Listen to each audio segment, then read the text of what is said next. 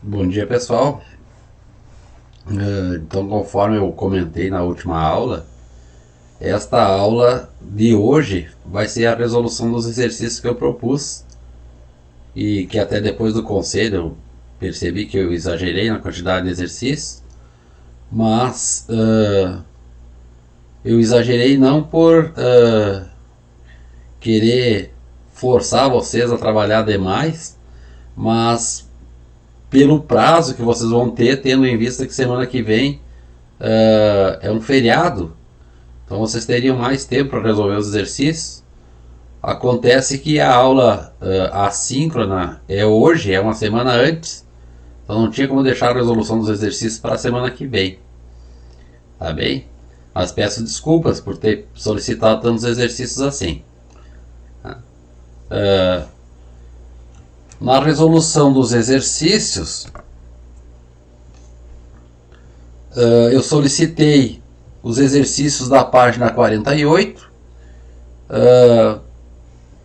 O primeiro deles pergunta qual o significado do coeficiente de dilatação linear alfa igual 23 vezes 10 na menos 6 graus Celsius na menos 1 para uma barra de alumínio com 1 metro de comprimento.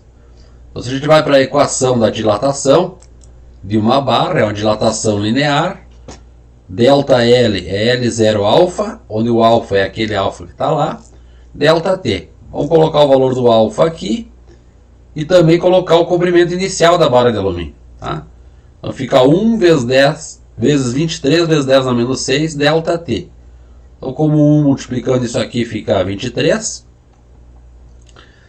delta L é 23 vezes 10 na menos 6, delta T. Então, se variar 1 grau de delta T, o delta L vai ficar exatamente igual a esse número aqui. Significa, então, que se aumentar a temperatura de 1 grau, a barra vai aumentar exatamente esse comprimento aqui.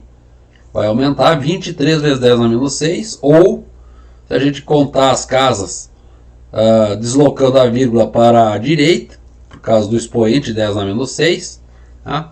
Fica 0,00023 metros, porque aqui a barra está em metros, 1 metro, tá?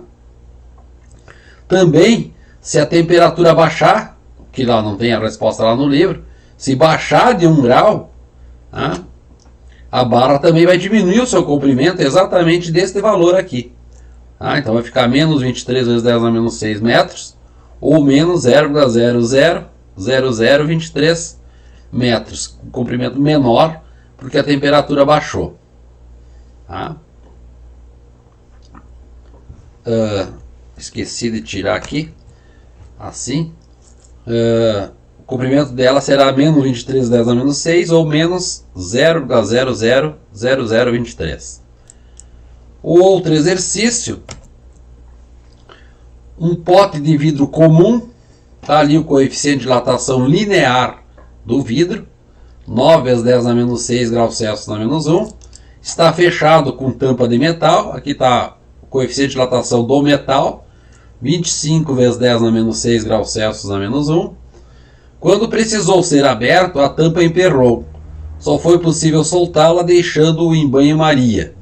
Então eu expliquei na aula passada que banho-maria, tu coloca uma água dentro de uma panela, aquece a água e a água vai ficar fervente. Então tu coloca um vidro ou uma outra panela dentro dessa, na água, e ele vai aquecendo pelo calor que é transferido da água dentro da outra panela para o material que tu colocar lá dentro. Né?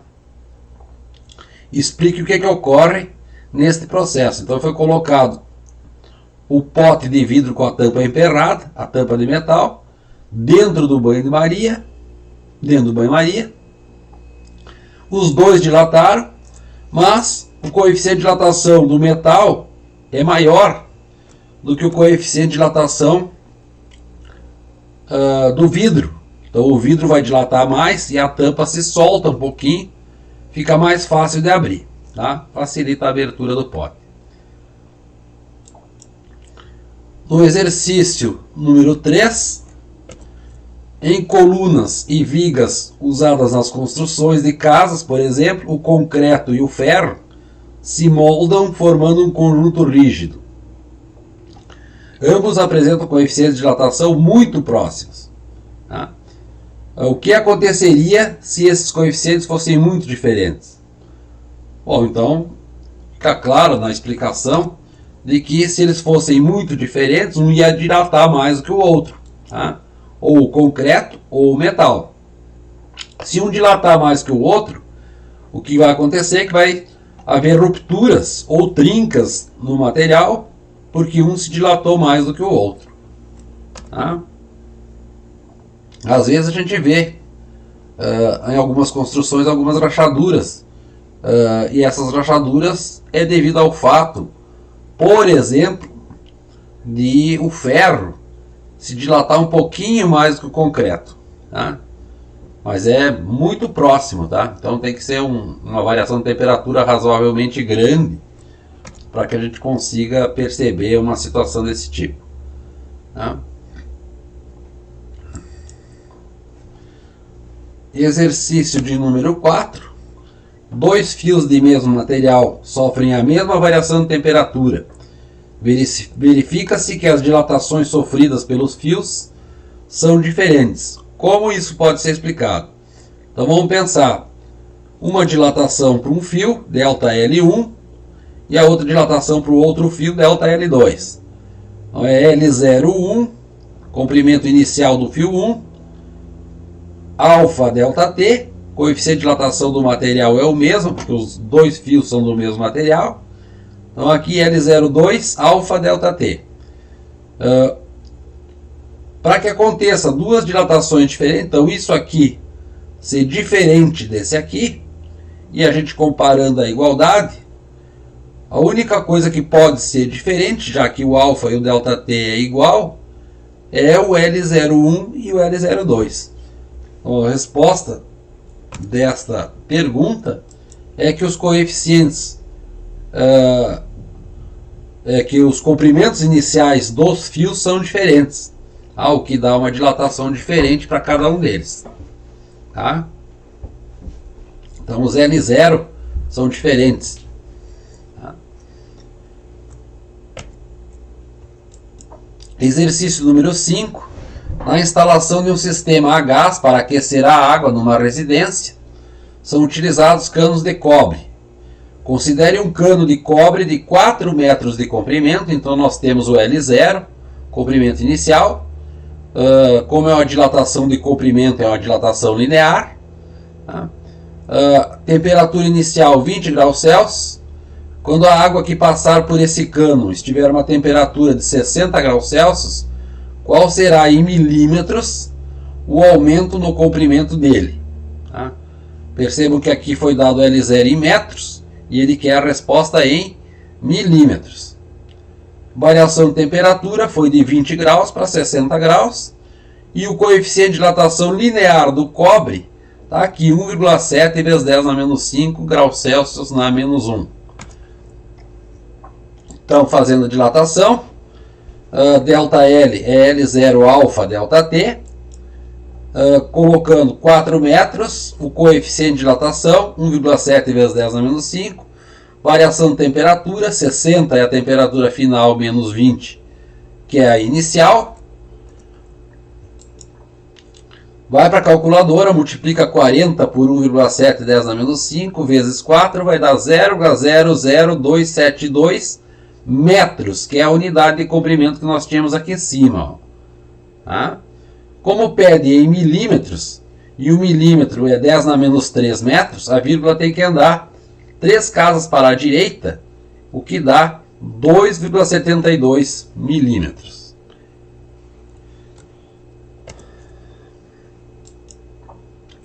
Exercício número 6.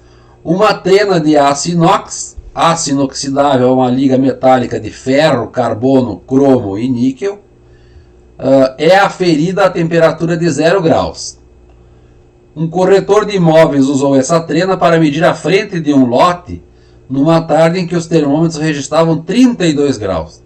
Então a trena foi aferida, foi comparada com o padrão a 0 graus. Então vai sofrer uma diferença de temperatura, um aumento de temperatura, de 0 para 32, a trena vai se dilatar. O corretor registrou 50 metros em sua ficha para a medida do lote.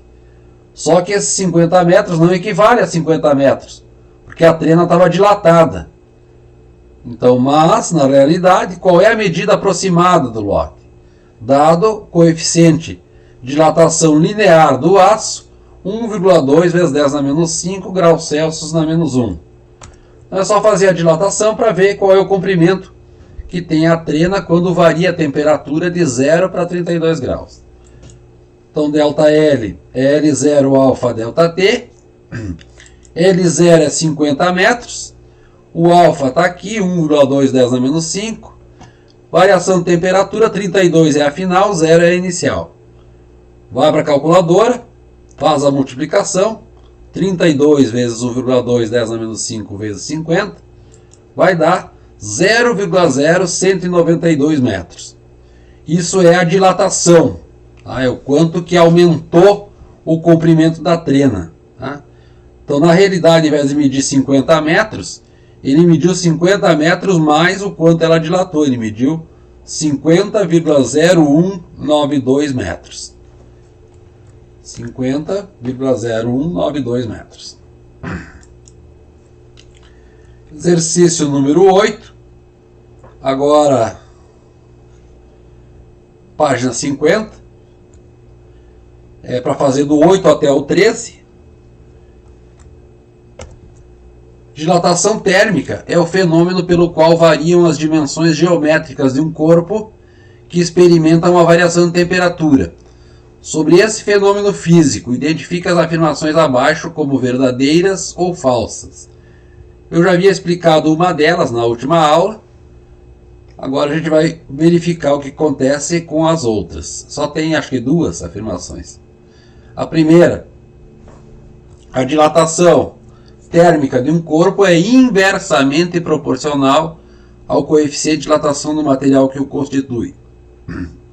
Então, na realidade, se essa afirmação fosse correta, quanto maior o coeficiente de dilatação, menor seria a dilatação. Então, essa afirmação está errada, porque o ΔL é L0 alfa ΔT. Então, um é proporcional ao outro.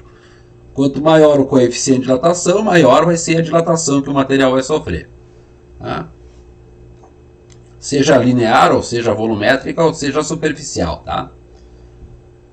Então essa afirmação é falsa. A afirmação número 2, o corpo oco se dilata como se fosse um maciço. Eu expliquei na aula anterior. Fiz até um desenho com um furo numa placa. O furo se dilata na placa como se ele fosse constituído completamente de material, como se ele fosse do material da placa. Então essa afirmação está correta. Tá? Exercício de número 9. A tampa de zinco de um frasco de vidro agarrou no gargalo de rosca externa. Tá? E não foi possível soltá-la, sendo os coeficientes de dilatação linear do zinco e do vidro, respectivamente, 30 vezes 10 na menos 6. Então, para o zinco, o metal dilata mais do que o vidro. O vidro, coeficiente de dilatação 8,5, 10 na menos 6. Como proceder? Justifique sua resposta. Temos à disposição um caldeirão com água quente e outro com água gelada. Então temos aí três possibilidades. Primeira delas, mergulhar só a tampa na água quente. A tampa vai dilatar e o vidro não vai se dilatar tanto. E aí solta a tampa mais facilmente. Também podemos pegar e mergulhar os dois na água quente. Por quê? Porque o zinco dilata mais do que o vidro. Então quando os dois dilatarem para a mesma variação de temperatura, o zinco dilata mais do que o vidro e vai soltar a tampa. Vai ficar mais fácil de abrir. Ou ainda, como tem água gelada, a gente poderia pensar em colocar o vidro na água gelada. E daí o vidro, ao invés de dilatar, ele vai diminuir suas dimensões. E ele diminuindo suas dimensões, a tampa se solta mais facilmente. Tá bem?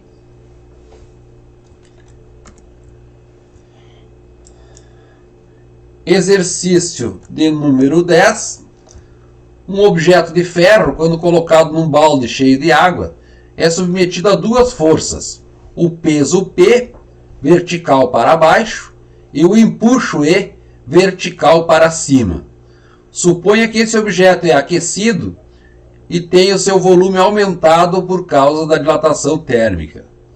Ao ser colocado novamente no balde cheio de água, o que acontecerá com o seu peso e com o empuxo? Bom, então, o empuxo é uma grandeza que a gente não viu. Foi feito um trabalho, na realidade, para vocês explicarem o fenômeno. O empuxo está associado com o volume de líquido que é deslocado. Tá? E o peso está associado com a massa do material. O peso é a massa vezes a aceleração da gravidade. Então, quando a gente aquece o material, a massa dele não muda. Ou seja, o seu peso não muda. Mas as suas dimensões mudam.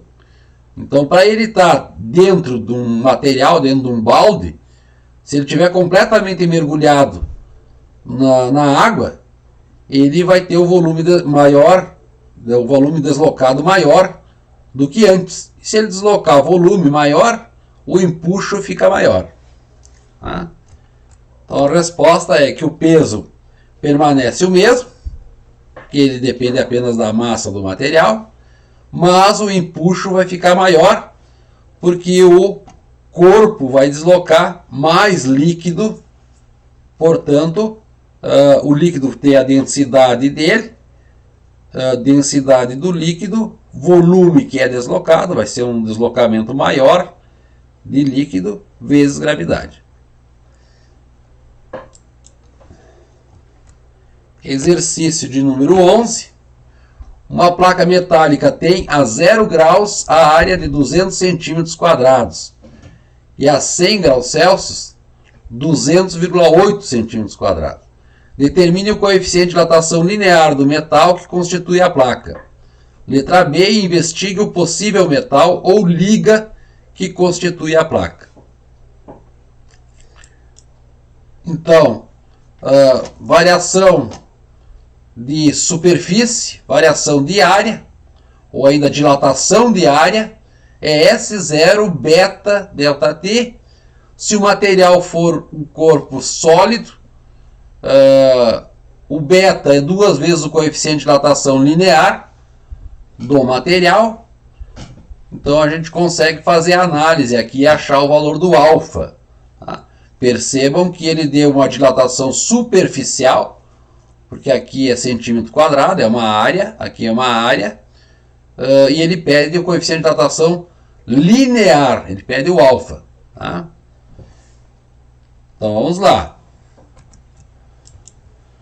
S é o S0 mais o ΔS, onde o ΔS é dado por aquela expressão ali em cima. Tá? Colocando o ΔS igual àquela expressão, a gente pode escrever S0 beta delta T. Dá para fatorar o S0, colocar ele para fora do parênteses aqui. Fica S0 1 mais beta delta T.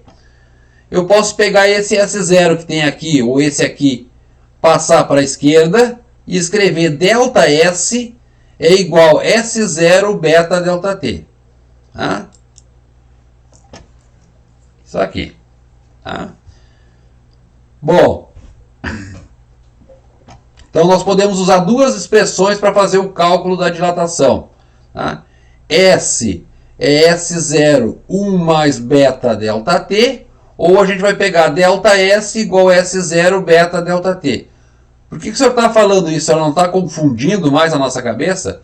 É que na realidade aqui nós temos como valor o S0, que é a temperatura de 0 graus, e depois nós temos o S, que é a temperatura de 100 graus.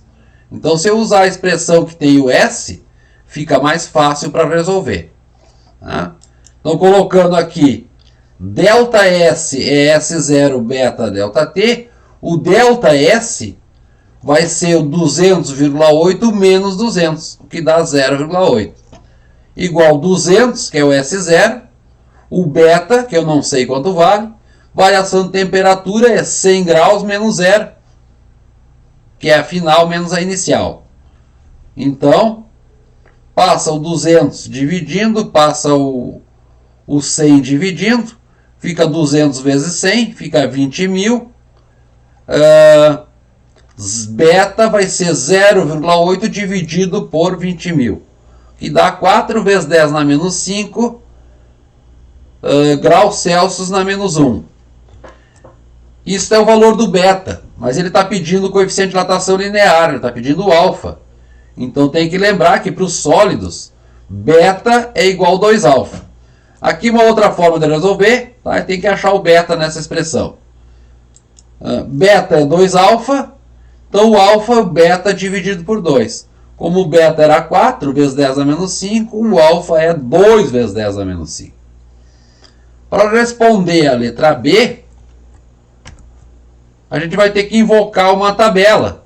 Tá? Tinha uma tabela que eu apresentei na aula anterior, que eu acho que ela estava equivocada no valor do coeficiente de dilatação linear do zinco, tá, pessoal? Então corrijam lá. Na realidade, eu peguei da internet aquela tabela, mas o do livro eu acho que tem o valor correto, tá? Tabela mais próxima seria essa que tem aqui, sem o latão, porque no livro não tem o latão, tá? Teria o valor do zinco 2,5 vezes 10 a menos 5, não teria o alumínio nem o latão na tabela, e depois teria o cobre 1,7. Então, como deu 2, ficaria entre o zinco e o cobre. E o material que é uma liga entre o zinco e o cobre, é uma mistura de cobre e zinco, é o latão. Tá? Que aqui já aparece o valor dele, o latão 2 vezes 10 a menos 5. Então, o material é o latão. Tá? O material é o latão. Exercício número 12. Um orifício circular. Então agora vamos fazer a dilatação de um orifício. Circular numa panela de ferro a 0 graus tem um raio igual a 15 milímetros. Sendo o coeficiente de dilatação linear do ferro igual a 1,2 vezes 10 na menos 5 graus Celsius na menos 1, calcule a área do orifício a 300 graus Celsius em milímetros quadrados. Dado é para usar o π 3,14, tá? Porque tem várias casas aqui o π, então cada um poderia encontrar um resultado diferente. Então usar o π igual a 3,14. É uma dilatação superficial, embora tenha sido dada a dilatação linear, aqui o coeficiente de dilatação linear. E se é uma dilatação superficial, nós precisamos da área. Então vamos calcular a área, primeira coisa que nós vamos fazer. Tá? Então a área é um orifício circular, a área de um círculo é πr². Então o π 3,14, o raio do orifício é 15 milímetros, então 15 ao quadrado. Isto vai dar uma área inicial de 706,5 milímetros quadrados. Vamos fazer a dilatação, a expressão está aqui em cima, ΔS é SO beta ΔT. Lembrando que o beta vale 2α.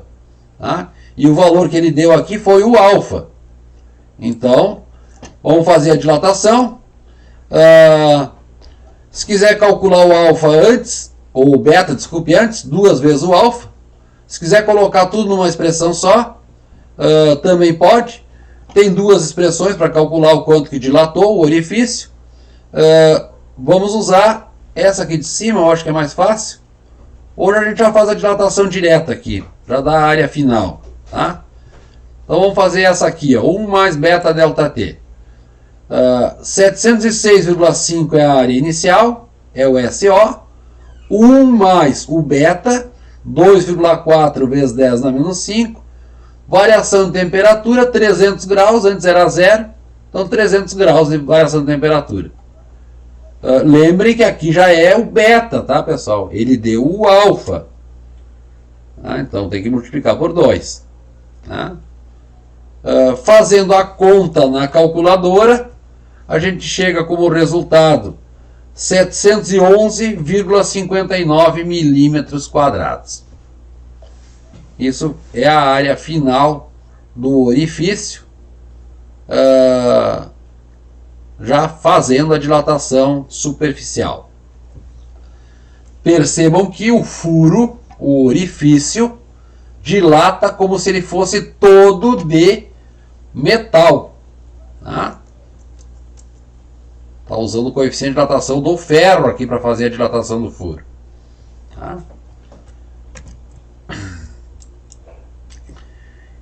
Exercício agora, página 51. Um paralelepípedo a 10 graus Celsius possui as dimensões 10 por 20 por 30 centímetros, sendo constituído de um material cujo coeficiente de dilatação linear, então ele está dando o alfa, 8 vezes 10 na menos 6 graus Celsius na menos 1. Quando sua temperatura aumenta para 110 graus Celsius, o acréscimo de volume em centímetros quadrados, então ali está em centímetros, vamos usar a unidade que foi dada, e aí tem as opções aqui para marcar. Então vamos fazer o cálculo de uma dilatação volumétrica agora. Nós precisamos do volume inicial. Vamos calcular esse volume. Dilatação volumétrica é V0 gama delta T. Vamos calcular o volume inicial. L1, L2 lado 3, 10 centímetros vezes 20 centímetros vezes 30 centímetros. Dá 6.000 centímetros quadrados. Isso é o volume inicial. Fazendo a dilatação volumétrica, V0 gama delta T, onde o gama vale 3 alfa. É uma dilatação volumétrica. Colocando os valores, a gente fica com delta V, a variação, a dilatação volumétrica, 6.000 vezes 3 vezes 8 vezes 10 na menos 6, que é o alfa, que é o que foi dado no enunciado, vezes a variação de temperatura, que é 110 graus menos 10, ou seja, só 100 graus de variação de temperatura. Vai para a calculadora, 14,4 centímetros cúbicos, que dá a opção, a letra C.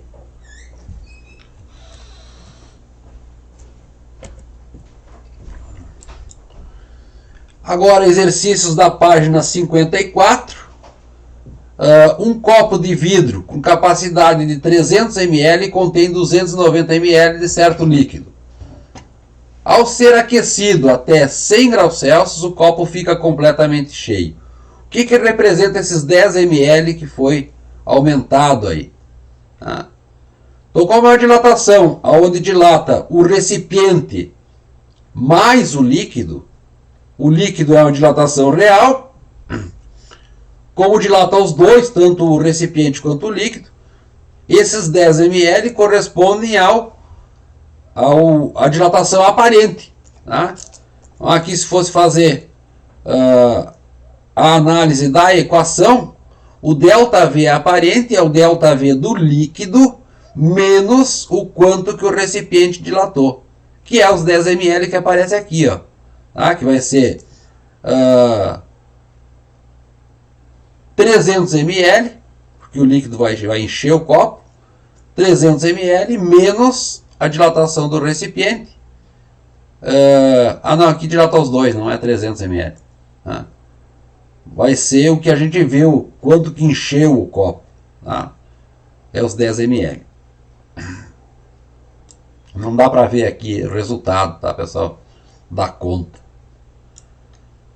Então, quando a gente enche, faz a dilatação de dois materiais, o recipiente e o líquido, o quanto que aumentar o volume que a gente visualiza é a dilatação aparente. Tá?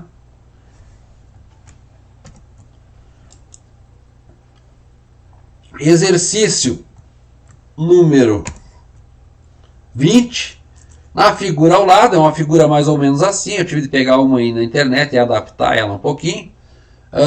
Um balão de vidro cheio com certo líquido, tampado com uma rolha com um pequeno furo por onde passa um tubo fino.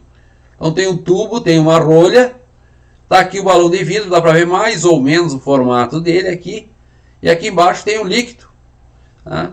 E ele vai servir como um termômetro. Então o líquido aquece, ele se dilata, ele vai subir nesse tubo capilar aqui e vai indicar lá uma altura no tubo capilar.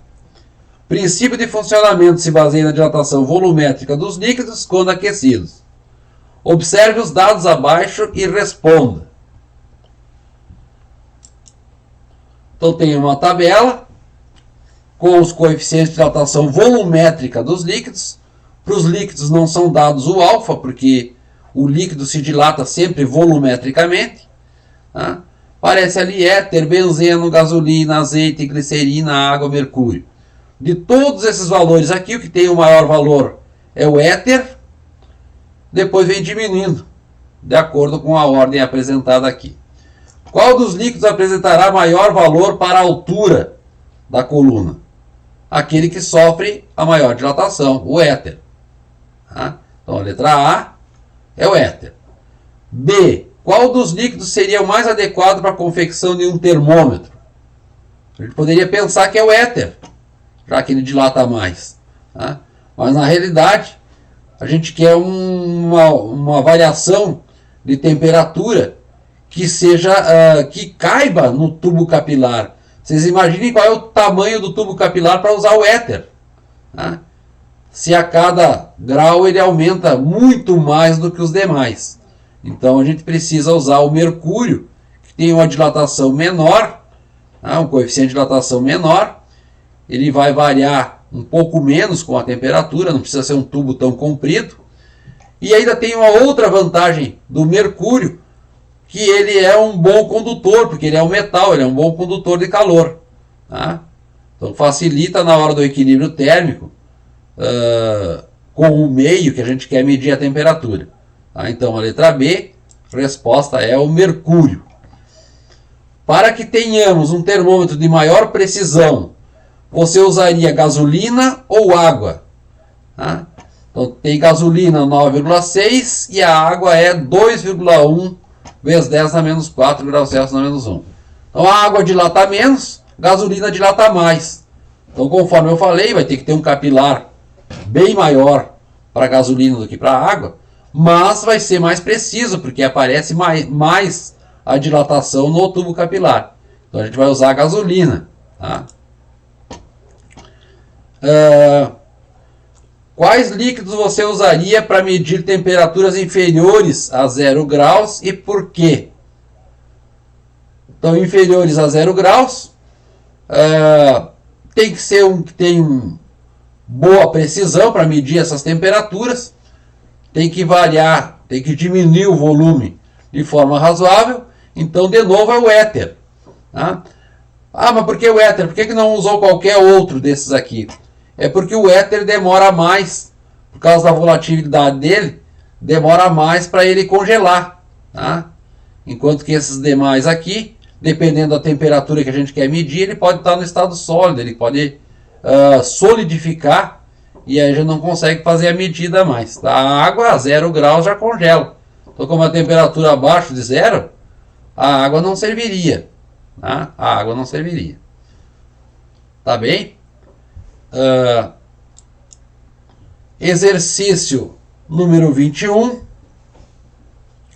O dono de um posto de gasolina do Rio de Janeiro recebeu 4.000 litros de combustível por volta das 12 horas, quando a temperatura era 35 graus. Ao cair da tarde, uma massa polar vindo do sul baixou a temperatura para 15 graus Celsius. Então, temperatura inicial é 35, temperatura final é 15. Diminuiu temperatura, vai diminuir volume do combustível. Tá? E assim permaneceu até que toda a gasolina fosse totalmente vendida. Sendo o coeficiente de dilatação da gasolina igual a 9,6 10 na menos 4 graus Celsius na menos 1, determine a contração volumétrica do combustível nesse período, ó, diminuição de volume. Tá? E letra B, o prejuízo financeiro para o posto, sabendo que o custo do litro de gasolina é 2,10, ele pagou 2,10, comprou 4.000 litros, e na hora de vender, o volume tinha diminuído e ele está vendendo a 2,90. Vamos ver qual é o prejuízo que ele vai ter. Tá? Então, variação de temperatura, a final é 15, a inicial é 35, dá menos 20 graus de variação de temperatura. o gama é 9,6, 10 na menos 4. Dá para calcular a dilatação do líquido, que é o quanto que ele se contraiu, V0 gama delta T, né? E quando a gente fala o líquido, a gente está pensando no delta V real, tá, pessoal? Se estivesse pensando aí no recipiente ainda, teria que pensar a questão de dilatar o recipiente, depois dilatar, calcular a dilatação aparente para saber o quanto que realmente nós temos de diminuição de volume, tá? Então aqui o líquido é real, é a quantidade real que diminuiu o volume, tá? Colocando os valores, 4.000 era o volume inicial, 4.000 litros, 9,6, 10 a menos 4 vezes menos 20. Então vai diminuir o volume de 78,6 litros a menos, tá? Ou seja, o volume final dele é 4.000 menos 78,6, 3.923,2 litros. Isso foi o que ele vendeu. Vamos calcular o prejuízo. O custo do litro de gasolina é 2,10 e o preço de venda é 2,90. Então, se ele comprasse 4.000 litros e vendesse os 4.000 litros, qual seria o lucro dele? Então, seria 4.000 vezes 2,90, o quanto que ele vendeu, menos 4.000 vezes 2,10, que é o quanto ele pagou. Então, ele teria um lucro de R$ 3.200.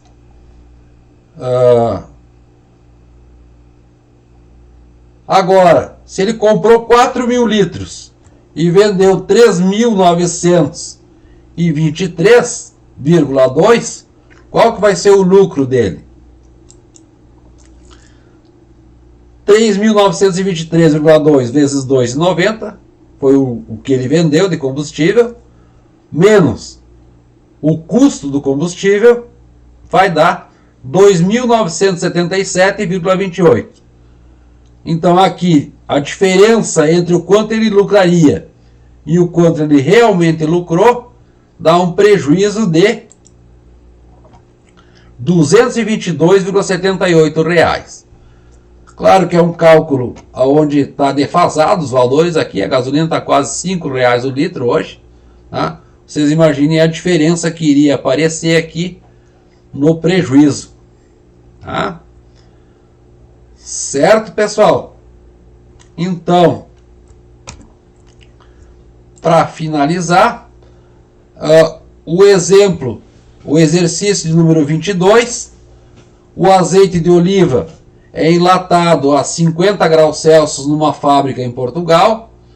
Ao ser transportado para ser vendido na Noruega, sofre uma queda de temperatura e seu volume se reduz a 5% do volume inicial. Então isso aqui quer dizer que o volume final dele é 0,05 vezes o volume inicial, vezes V0. Sendo 8 vezes 10 a menos 4 graus Celsius a menos 1, coeficiente de dilatação do azeite, calcula a temperatura de venda deste produto, considerando o volume da lata que o contém, permanece constante. Então, nós temos dilatação real, V0, gama do líquido ΔT. O V0 é 5% a menos do que o volume inicial, então 0,05 V0. E tem o sinal de menos aqui porque o volume diminui, ele reduz a 5% do inicial. Tá? Então, colocando aqui as duas expressões, igualando as duas expressões, a gente vai ficar com menos 0,05 V0 é igual V0 gama do líquido ΔT. Dá para cortar esse V0, tem dos dois lados da igualdade, assim.